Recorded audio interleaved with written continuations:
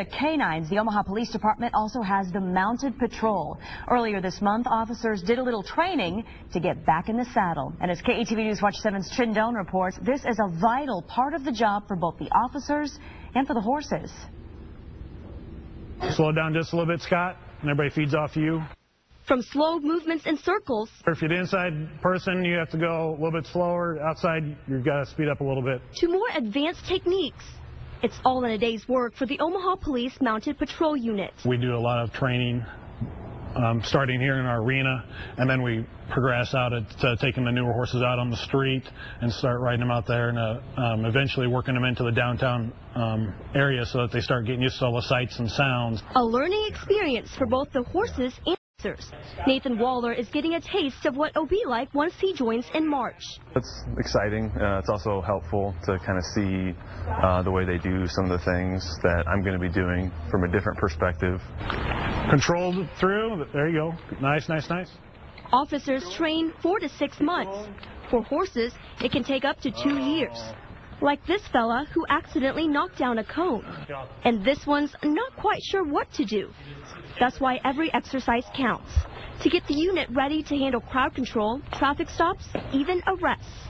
All to protect a growing city. I think it's great. I think it's good to have a police presence all over the place. Focusing on downtown and the old market. It plays into the environment of the old setting down here. Chin Doan reporting. The Mounted Patrol Unit started in 1989 with just 2 horses and 2 officers. Now there are 8 horses, 6 officers, and a sergeant. And one of those horses came from Lincoln. Meet Skinny. He is now an essential part of OPD's Mounted Patrol Unit. Skinny used to belong to Vicki Berg, a former Lincoln police officer who died in 2011 from cancer. Her husband donated Skinny to the Omaha Police Department in November of last year. Donations are really what keeps the Mounted Patrol going, like this horse barn along the riverfront that ConAgra helped make possible. It opened 9 years ago.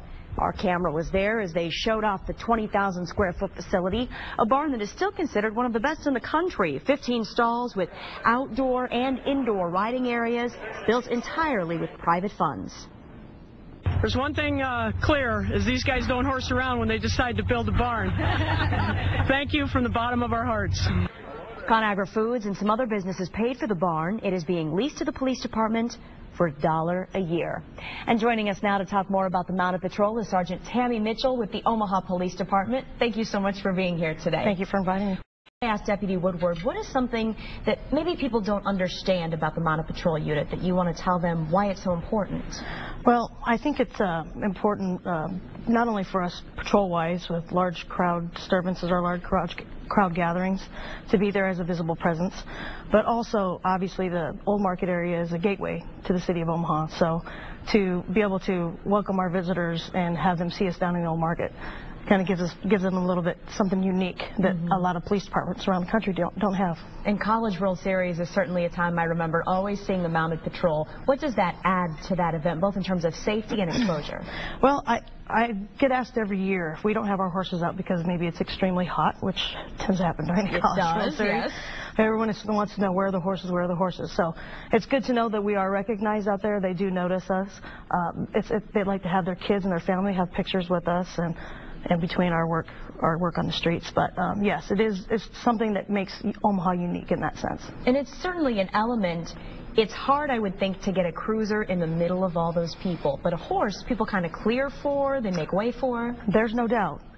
When it comes to large crowds, especially like the College World Series, if there becomes an issue, or some of our large events like the Bank of the West celebration and things like that, one officer mounted on a horse is equivalent to about 7 to 10 officers on foot.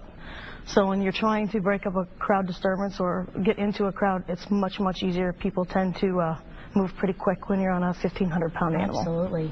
So the training that we just saw, how often does that take place?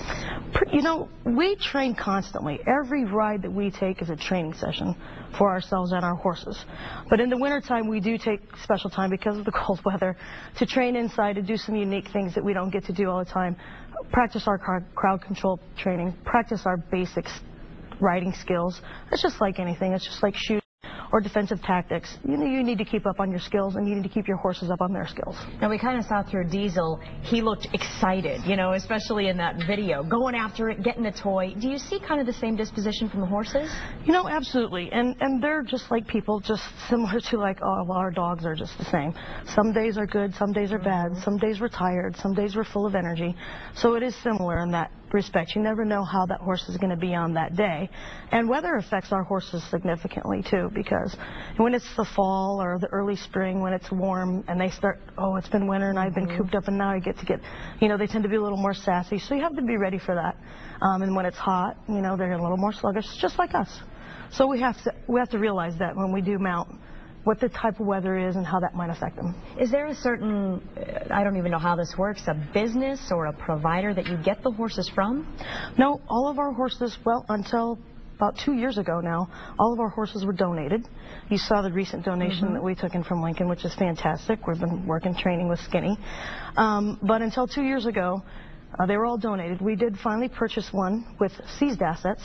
So, you know, you talk about the dogs and their drug seizures. Our horse was purchased with seized assets from the Omaha Police Department, canine unit, essentially. And we went to Kentucky, Wilmore, Kentucky, and purchased them from a place in Asbury University that actually trains mounted police horses. Funny thing is, the facility they were training out of was also seized from drug dealers. So it was kind of unique that we got, his name's Eastwood, and we paid for him with seized assets. And another horse that we've recently purchased was purchased through the Citizens Foundation for the Mounted Patrol, which does fundraising efforts and takes donations. And then we use that for tack and saddlery and horses as we need them. Now, the officers who partner with these horses, is this a full-time assignment? Great. So that's what they constantly work on, those relationships and training? Absolutely. You say relationships, and that's exactly what it is. It's the same with the dog. You know, you want to establish a relationship. We all ride 2 or 3 horses. We can all ride all of the horses. But to maintain a relationship is what's important. You get to know them, their strengths and weaknesses, and vice versa.